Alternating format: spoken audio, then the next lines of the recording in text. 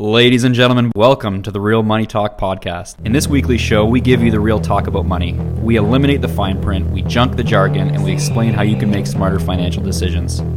We're not millionaires, we're thousandaires, and we know you are too. So this show is for you. We want to talk about money because it affects everyone, rich and poor, and so money shouldn't only be the occupation of the 1%, but rather the 99%. Got a topic for us? Submit it on our website, and if you like the show, don't forget to like and subscribe. The more you like and subscribe, the more shows we can make, funded off the backs of our sponsors. Today in our show, we chat real estate investment with James Laird. If you look at the historic home value to income ratio, back when our parents bought houses, they were buying something for maybe 4 times their income. But now, especially in the major centers, the average home price is approaching 10 times the average income level. It's a challenge, and I think young people are trying to figure out, what the heck should I do? Should I change my expectations? Is buying a home still the right thing to do? And I think it's a good thing to discuss today. Ladies and gentlemen, boys and girls, children of all ages, welcome to the Real Money Talk podcast, where we give you the real talk on all things personal finance. I'm your host, Justin DeRosa, managing editor at Ratehub.ca, and I'm joined by my colleagues and personal finance writers, Tyler Wade and Haider Owanati. How are you feeling about the topic today? We're talking real estate investment. When it comes to real estate, so far I can't afford anything. Rents are pretty expensive, but I think it is important to talk about, and I think in general there needs to be a lot that's changed in terms of mortgages and in terms of how real estate is organized, and poor land planning policies, complicated rental rules. It's kind of a mess. It's interesting to look at how a developer views real estate versus how the individual people view real estate, and what's actually needed versus what happens. Mm-hmm. Are we building for the future, or are we building for money? Money usually dictates all, but working in a real estate company out of university, kind of just being exposed to the craziness of how expensive real estate is in the city, you have to do something smart with your money, and there are other avenues that don't get as much attention. Well, they are now, but for a couple of years ago they weren't. I didn't think of ETFs a couple of years ago, and now everyone's talking about them.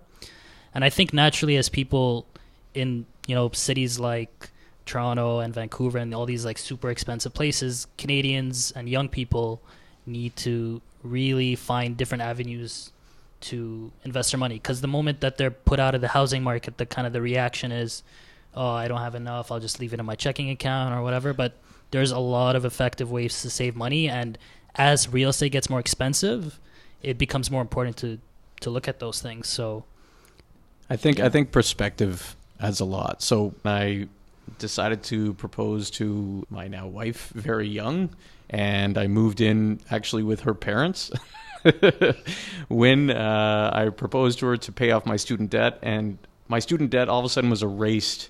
I had $8,000 in student debt, and my student debt was erased. How did you do that? Give me your tips. Teach me. In 2 months. Teach me your ways.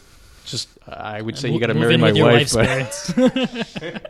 But honestly, my wife just sort of said, well, this is our debt, so pay as much as we can against it. Take all our money, eliminate debt.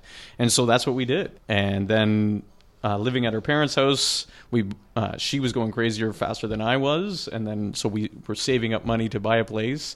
And so we bought a place 10 years ago when it was relatively still affordable, and we could afford a down payment. And since then, it's been incremental changes, these little things can make a big difference in your financial being.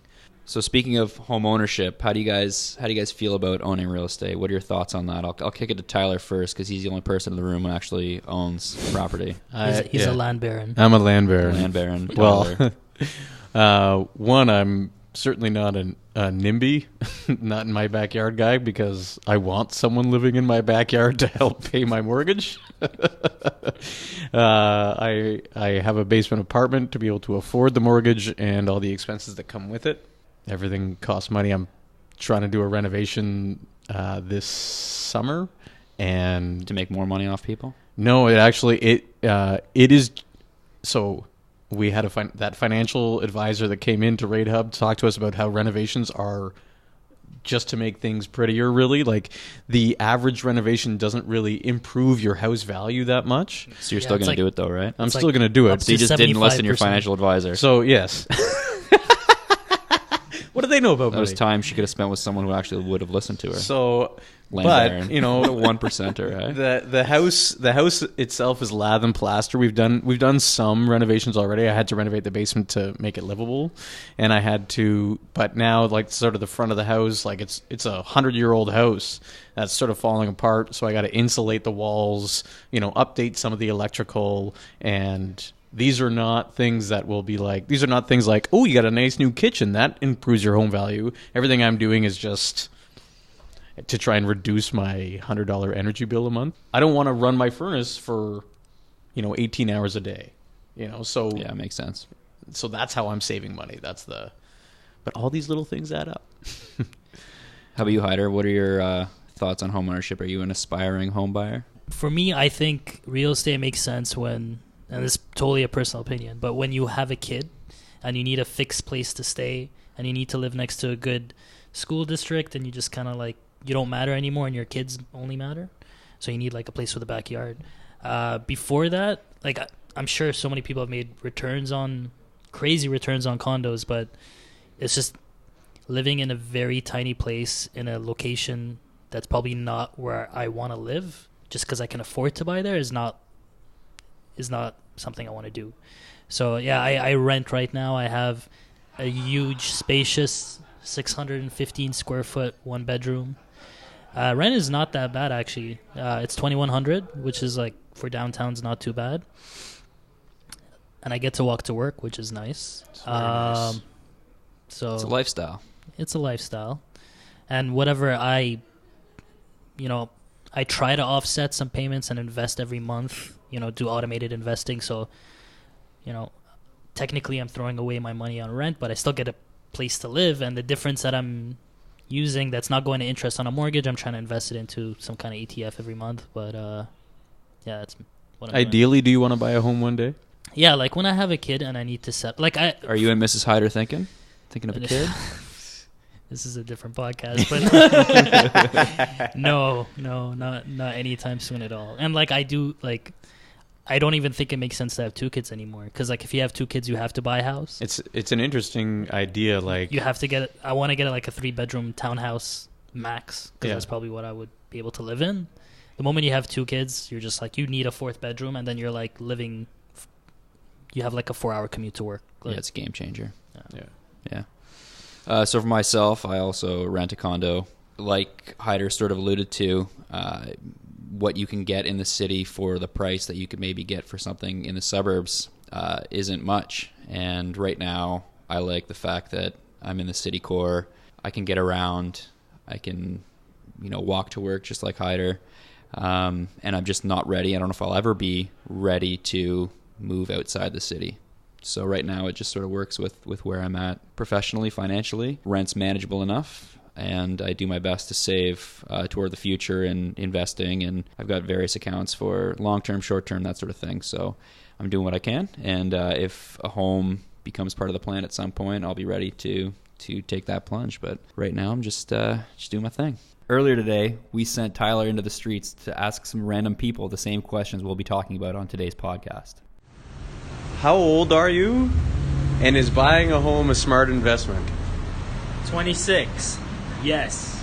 Depending on where you buy.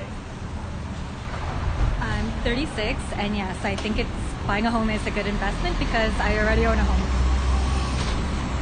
So I'm 27 years old, and yes, I believe buying a home is a good investment because on a long-term basis, it provides you with equity, and it provides you with a pretty good return over a long time period, especially if you plan on owning, for 10 plus years. It's a great way to build your personal wealth. Thanks to our Streeter participants, and now with the magic of editing, we're back in the studio. Yep. All right, so we're joined today by James Laird, president of CanWise Financial, co-founder of Ratehub.ca, and part owner of real estate brokerage Zoocasa. Thanks for speaking with us today, James. Good to be here, guys. All right, so today we're talking about housing as an investment. Before we get into that, we're going to be kicking off every interview that we do with a money mess-ups check-in. So we at Ratehub pretty much live and breathe money, but we're not unlike all other Canadians in that we sometimes screw up and make some mistakes with our own money. So this segment is a way for us to name and be shamed for the mistakes that we made the previous week with our money. It's a kind of a way for us to hold each other accountable and maybe poke a little fun at each other. So I'll start. My money mess up was on Saturday. Friday night, I maybe had a few too many beverages and wasn't feeling too good on Saturday. Too many apple teenies? Apple teenies, yeah. And I was really lazy and decided to order Burgers Priest and spent $30 in total. It was an extra $10 to have it sent. To have it sent over picking it up? A 10-minute walk that I could have saved, $10, but I went and spent $30 on a burger that wasn't even that good. Because you spent too much on alcohol. Yeah, I spent a little too much the night before, but it's the way things go. So that was my money mess up. How about you, Hyder? Doing a lot of furniture shopping. Just moved in with my wife. Congrats. And, $80 is a lot of money, but when you look at it next to a $1,000 couch, it doesn't seem like a lot of money. We ended up getting like the ugliest painting for $80. I don't know what to do with it. What's the painting of? It's like a slab of paint. I don't even know what it is, but modern. It's modern. Yeah, but my 3-year-old could have done it. Yeah, like IKEA art. IKEA comes art. in like the Home crappy art. frame. Yeah. But we're trying to sell it on Facebook now, and we're So for like half the price. Can't like, you return it? No, because like it's got packaging on it and stuff. Yeah, we removed the packaging. That's a mess up. It was stupid. Yeah, $80 down the drain. My money mess up was having my kid order his first toy on Amazon, which was $15 that turned into a $100 order. Because I was like, oh, you know what? I need this. And, oh, yeah, I got to replace that furnace filter. And all of a sudden, what have I done here? Didn't even realize it. And I encouraged my kid to hit the place the order button so that he was responsible for it. And then I looked at the price. And I was like, what happened? So don't let your kids do your online shopping yeah, for you. Basically. How old's your kid? He's 5. Yeah, he shouldn't be near a computer buying things. All right, how about you, James? Well, so I live directly on the subway line, and our office is also directly on the subway line. But since it's been March break, the roads have been really clear, and Uber keeps giving me this $4 discount, so I just can't stop Ubering to and from the office, even though it's only $3 by subway. Often it's faster by subway, too. It's just really nice. Reading Bleach, like there's no internet on the subway line, so I guess that's how I justify the additional cost, and I also have to walk like 100 meters on either end. So my money mess up is my addiction to Uber as of late, even though the subway is both faster and cheaper. Can we actually get like a mathematical breakdown of that one? Like, yeah, it's bad. It's $30 for the week versus, and it's both ways, and and what really disappoints me is I usually know there's going to be traffic, and I still prefer the Uber for some reason. It's nonsensical. I took an Uber the other day, and I figured out after I took it that it would have taken me less time to walk. So that wasn't fun. I took an Uber today, so I also have the $4 off. It's too good. I think they know they're easy targets, and they're always just sending them the offers. I will be Ubering home after this is done. So you guys know. I'm going to try not to drink so much this weekend and not order food that costs me an extra $10, but c'est la vie. All right, so as I mentioned at the top, we were going to be talking about housing as an investment. So from daily news stories, dinner party conversations, and it's even receiving attention from aspiring prime ministers, it seems like the topic of housing is on everybody's minds these days. So why is owning a home such a part of our national conversation, would you say, James?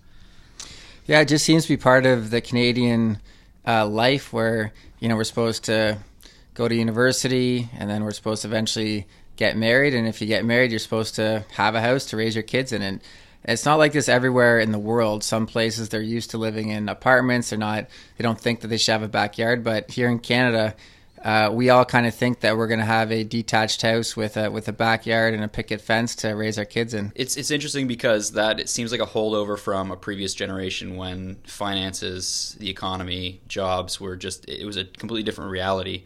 And it seems like our expectations haven't shifted with the times.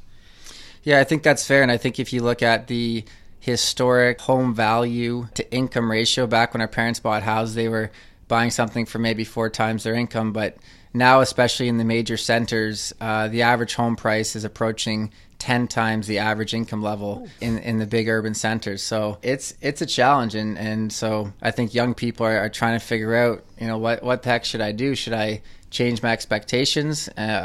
Is buying a home still the right thing to do? And I think it's a good thing to discuss today. Yeah, I know Hyder's got a good stat on this. He's our stat guy, resident stat guy, Fact Hyder. snapper? Yeah, fact snapper like with a- Hyder. Yeah, no, since we're talking about incomes, so according to Zucasa's study, you would need 132K household income to afford a house, an average house in That Vancouver. in Vancouver. That's In Vancouver. Yeah. So you got to Yeah. be like the 1% basically. Yeah. But where do you think the cheapest place in Canada is to buy? Most affordable. Let's go with Fredericton. Regina. Yeah, sure. You need $58,000. Yeah, I think this brings up an interesting point in that it's sort of the tale of two different situations where if you're in one of the major urban centers, Toronto, Vancouver, Montreal, even Ottawa, this is a lot different conversation than if you're in the rest of Canada where that dream of home ownership is still very much possible kind of everywhere but the major urban centers, but all young people seem to be piling into the major urban centers. So it's sort of a catch-22. There are houses available for $200K all over the place. They just might not be close to where you want the to amenities in the urban eat, centers drink, and Yeah, hospitals exactly. Couldn't even get a things tag like on. that. Yeah. So Ratehub recently held a survey of 2,000 Canadians, polling them about their sentiments on housing in Canada. We found that an overwhelming amount, actually 75% of respondents, believe that home ownership or owning a home is a good investment. Obviously, anybody who's invested in Toronto over the past decade has done very well. But is there some recency bias there? And why do you think people so overwhelmingly believe in real estate as a smart investment? Yeah, real estate's this fascinating combination of something that's an investment. It's usually the biggest investment any of us ever make in our lives, but it's also a huge lifestyle decision. So I think people really struggle with how to balance that. And they usually lean towards the lifestyle. And because it's the biggest investment, they should probably consider the investment piece a little bit more. Another interesting concept, which very few people do, is you could actually decouple where you own real estate from where you live. So for example, you could independently make a decision to buy a home and rent it out in the best rental market in the country.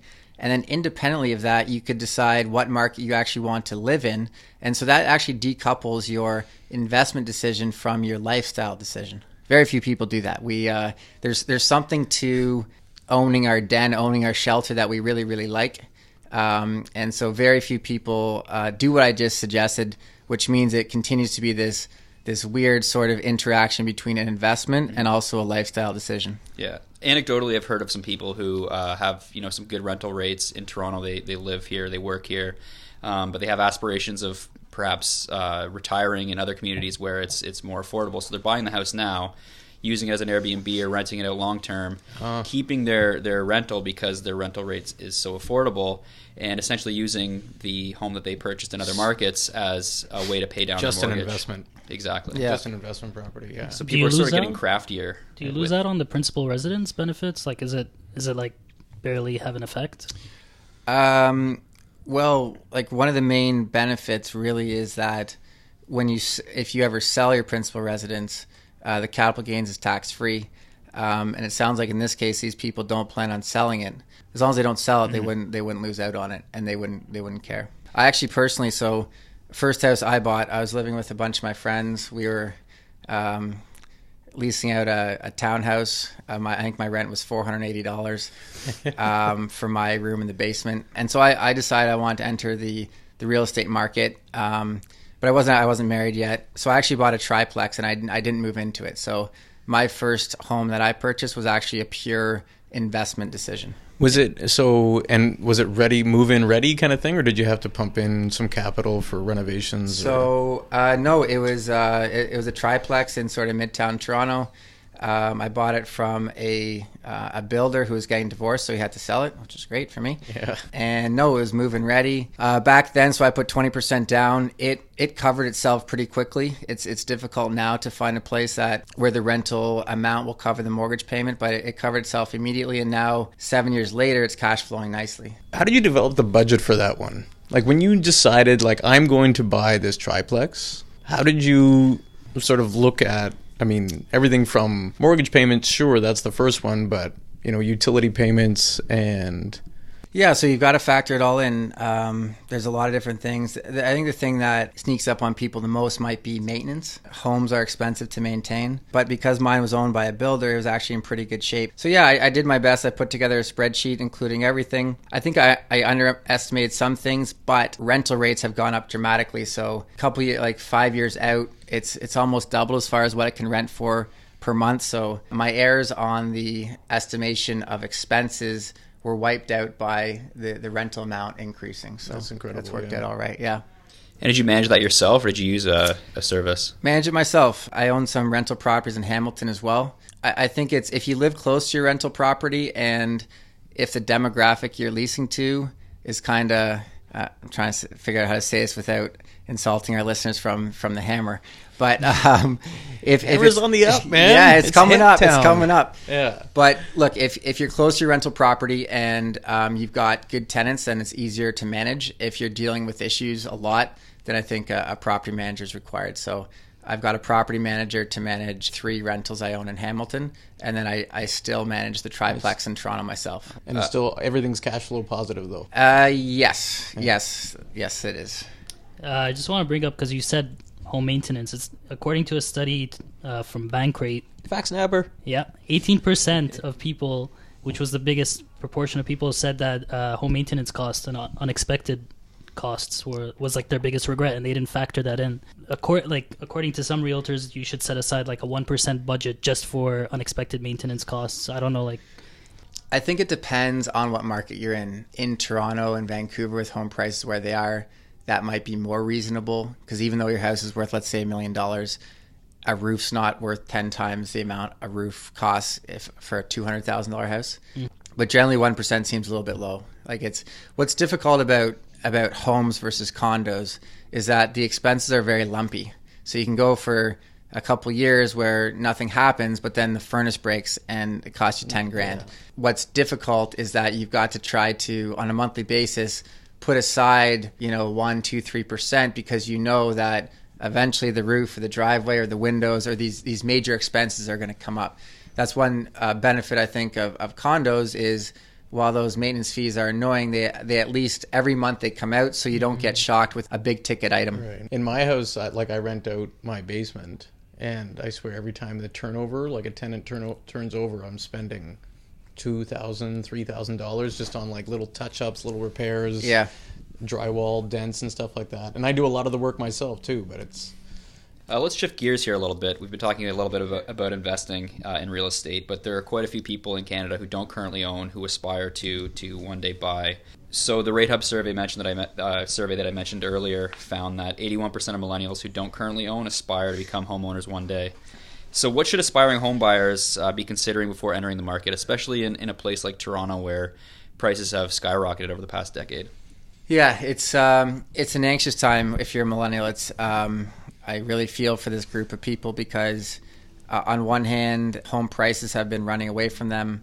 On the other hand, regulations have tightened up. And then the third thing is that rental rates continue to rise. So all these things are happening, and they're saying, look, I have less and less disposable income every month to even try to save the down payment to eventually enter the housing market. So it's a challenge, and I think a lot of things. One, if you can, when you're young and you're single, share housing for as long as you can. As I said, for 5 years, from ages 24 to 29, I guess, I lived with 3 friends in a townhouse in Midtown Toronto, and we were all making fine money. We all could have moved out, but one, it was a heck of a lot of fun. May have prevented some girls from wanting to date us, but...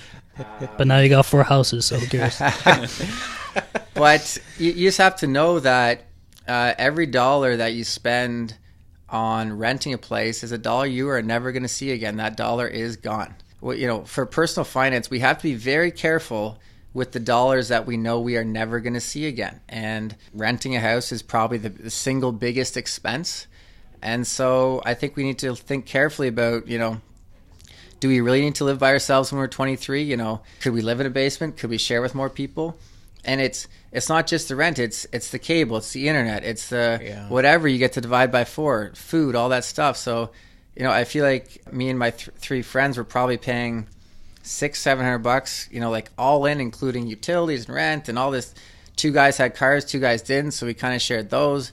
Just super efficient. And I think that's probably the biggest thing I tell young people is think very carefully about those dollars that are not going onto your balance sheet. And what I mean by that, they're going to you're eating them, you're drinking them, you're renting it away. That is wealth that you will never ever see again. Just an interesting note. So you were talking about people living, like young people living together in townhouses and trying to like cut corners, save money where they can. According to Statistics Canada, 1 in 3 Canadians between 20 to 34 years old now live at home with their parents. Yeah, and that's like the ultimate sacrifice, I would say.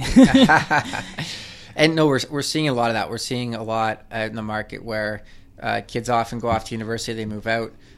They maybe try to make it work for a couple years. When they're getting a job, they realize that they're saving zero money or perhaps building up debt, and then they say, forget it, I'm going to move back home. The only way I'm going to be able to start saving money is by moving back home. And I think it's an interesting consideration. I'll be honest, I would definitely take living with 10 buddies in a 2-bedroom. Yeah, you said it was tough enough maybe with some girls, with roommates. Imagine like you got your mom downstairs yelling at dinner's ready. Yeah, exactly. Meatloaf! But look, I think there's probably from a purely personal finance perspective, take out lifestyle, there's actually probably no better decision for your personal balance sheet than to do that, because you probably have, you know, a good laundry plan. You probably got some... You got some meal plan. You got a meal plan. Yeah. You can probably steal mom's car. You know, you name it. Internet's taken care of. Yeah. So we are seeing a lot of young people in their late 20s say, you know what, I got to do this for 2 years, and it's certainly a good decision for the personal balance sheet. Yeah. And I'm sure there's examples of parents just getting fed up with it and kicking the kid money for down payment and saying, get out. Here's your down payment? Yeah. Is that why parents are giving down payments, you think? It's an interesting concept that, you know, the baby boomers, like the parents of millennials today, I think it's we should get the fact checker, but I think it's the richest generation ever. Not only are they have a lot of financial assets, but they're the ones who own all the expensive homes around the country. And so that's really what we're seeing is any first-time home buyer who has 20% to put as a down payment on a home, almost all of them are getting help from their parents. So the ones that don't have family help, they're trying to scrounge together the 5% minimum down payment. And it's of course after-tax money you have to save, right? Like this is not pre-tax money. This is after-tax money. You can use your RSP to get it pre-tax. But yeah, we're seeing a big wealth transfer from the baby boomers to their children. And it's those millennials that we're seeing purchase homes, the ones with help from their parents. And the group who doesn't have help, man, they're struggling right now. So what are the repercussions of the parental help? I think the parents are going to die eventually. We know that. Sad, they're going to. Wow, that got dark quick. Yeah. It's life, man. That's mortality. Yeah. If you're a wealthy baby boomer, I actually don't think there's any better use of your funds than to help the next generation purchase a home. The money's probably going that direction anyways. What's nice about a house is unless you sell it or refinance it, it's very hard to eat it, drink it, or drive it. It puts it in a safe place and probably ensures that the money that you pass to your kids, you know, is secure and grows and actually helps them establish their life. So I think it's one of the best ways of transferring wealth from one generation to the next is probably through real estate. A lot of what we're talking about it here is kind of putting the onus on younger people to save, the onus on parents to live with their children even after they're older. But can we talk a bit about, and this can be a brief discussion, but kind of the failure of urban planning in Toronto and the GTA and kind of even Vancouver? You know, 45% of people who live in the GTA live in detached houses, and 35% of people live in apartments. And there's too many one bedrooms. One bedrooms are catered to investors. They're not designed with end users in mind. Is this like a sustainable thing? Is this, I don't know what your opinions are on that. Yeah. And so what we're really talking about is the supply side of housing, both how many units are being built and what types of units are being built. And it's a tricky one. It's almost a product of our political system where, you know, no local councillor is going to go into their neighborhood and say, hey, you know what, at council this month, I voted to densify my neighborhood. So it's like everyone kind of from a high level thinks that we need more units, we need bigger units, we need more apartments built for families, and we do need to densify. But then when it comes down to, okay, exactly where, you get this not in my backyard sentiment, and a politician might actually lose their job if they said, yeah, let's build 10 new apartment buildings, densify this area, we'll build the apartment buildings right near this park, which really achieves societal goals, but on a local level, everyone fights it aggressively. We saw this in the annex, where a bunch of wealthy. Who's the author? Atwood? Margaret Atwood. Yeah. She's kind of a liberal, that type of thing. But then when it came to densifying her neighborhood, she fought it aggressively, and that's what we see really everywhere. Yeah. And I do think, like, zooming out even further, I do think society needs the next generation to own homes. It's all studies suggest, and you should fact check all this stuff, but that I'm like on 5 facts behind it. Right? We need a fact department. He's fired. Yeah, study, like, once young people purchase a home, they kind of, it's really a step where they feel like they're really a part of their neighborhood. They vote more. They shovel the sidewalk in front of their house that they own. You probably don't do that in front of your rental. You just turn into like a nicer person that feels connected to the neighborhood. So I do think everyone agrees that we need to get young people into houses. It's just there's disagreement on exactly how we should do it. Yeah, tragedy of the commons. If Toronto keeps trending in the direction that it has, and if wages don't increase to keep up with housing price increases, is there a new reality that fewer and fewer and fewer people are going to be able to actually own a home? Yeah, and so what I think not a lot of people are realizing right now is, as Canada continues to do well, as Toronto and Vancouver and Montreal and others continue to make the leap into global cities, we become more and more disconnected from the local economy. It doesn't really matter what the wages are like in Toronto or Vancouver. It matters, where do wealthy people around the world want to store their wealth. And if you think about it, there's probably not many more stable countries than Canada. We don't have almost every issue that faces other countries. So, okay, I'm somewhere else in the world. I want to park a few $1 million. Let's choose one of the most stable places on the planet. And then within that country, what's one of the most stable things that you can purchase? Real estate. Mm-hmm. And so I think when you look at Toronto and Vancouver in the context of Hong Kong and London and New York and Sydney, it's actually not that crazy, the prices here. We're less expensive than all those places. Mm-hmm. And so the more that you believe, like I believe Toronto is now the 4th most populous place in North America. The more you believe that these cities in Canada have graduated and are now considered global cities, the more you need to look at not what does the average worker make in Toronto versus the average home price. You need to look at what's the average house cost here versus what it costs in London. In London, in Paris, in New York, in Sydney, a lot of people don't own homes. They just don't. Like, even super wealthy people rent flats in New York City, right? So it's a new reality. It's a new reality, and I think probably what we're getting at is we may need to start thinking about the trade-off between, if you want to live in the center of the universe, like New York, like London, like Paris, like Toronto, like Vancouver, it may not be a reality that you're also going to own real estate there. Right. Yeah, the end user wants 3 bedrooms, but if you're a developer, you're probably thinking, how can I get the most bang for my buck in developing a building? And that's probably less space, smaller units, selling them to an investor as opposed to a family. Correct. Yeah. And there's no incentive for them to think in terms of the end user as opposed to someone that's investing. They're going to keep going that way. Correct.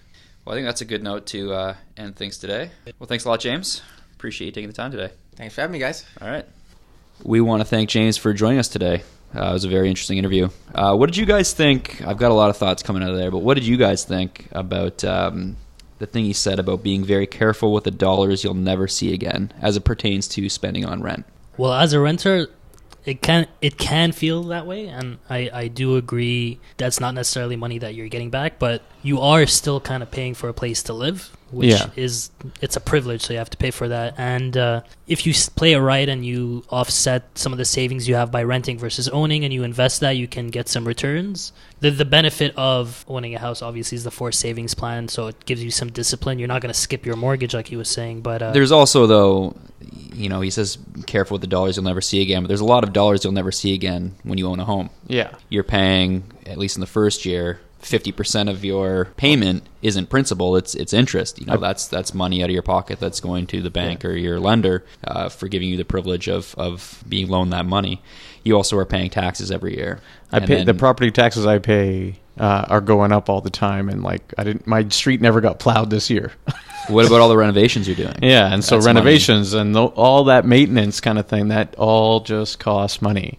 It was kind of interesting to see it as like dollar out. And Hyder, at the beginning of the show, you were talking about taking money to invest it into funds. I don't have much left over to invest at the end after my mortgage payments and bill payments and property taxes are paid for. So it's kind of an interesting discussion on, obviously his viewpoint is one particular way because he's in the market. Getting into the market is another question. Yeah. I think it is complicated because the way housing has been in Toronto, it's so lucrative. There's been ups and downs recently, but overall the trend has been so 100% growth over the past decade. So it's hard to not ignore that. Yeah. It's hard to try to be super objective in terms of, if it was a normal market and prices were going up 2% per year. Sure. But yeah, I think it is a hard.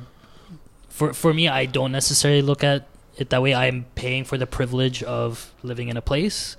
I'm not getting any money back, but now the onus is on me to invest in other ways and cut down my spending. And yeah, I don't know. What about the pressure to buy a home? Do you get that, Hyder?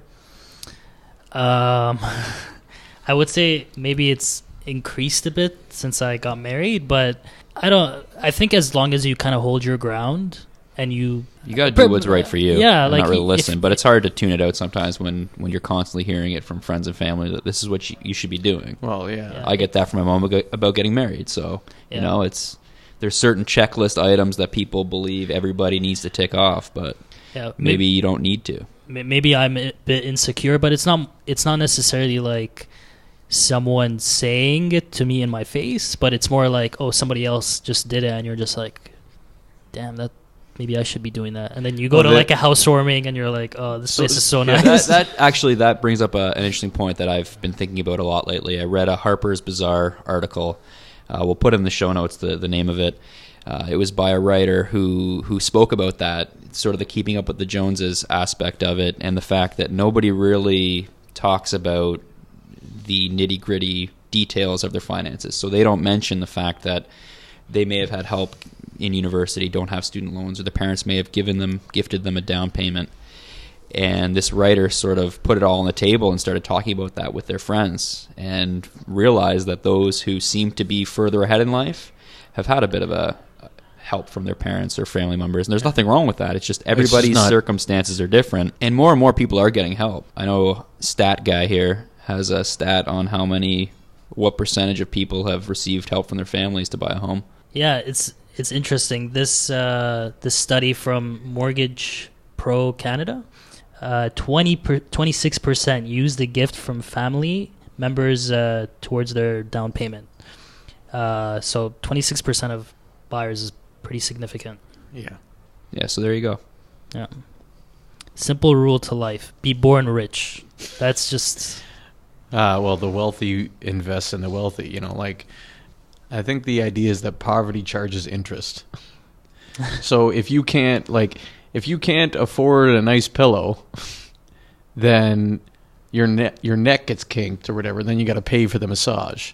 If your parents didn't invest their money and kind of thing in real estate and have that massive equity, then how do you invest in it for them to give you to invest? Thanks for joining us, ladies and gentlemen. Before we let you go, we'd like to leave you with my favorite segment, Shower Thoughts with Tyler. Come on, listen to the money. Come on, listen to the money talk. Wait a minute. A fine is a tax for doing wrong, but a tax is a fine for doing well. All right, ladies and gentlemen, that is it for us this week. Thanks for joining us, and tune in for our next podcast. And now for the fine print. The views expressed by guests are their own, and their appearance on the program does not imply an endorsement of them or any entity they represent. The views and opinions expressed by Ratehub employees are those of the employees and do not necessarily reflect the views of Ratehub Inc. or any of its sponsors or officials. This is for general use. We're not certified or licensed advisors. Yeah, we just don't want to get sued.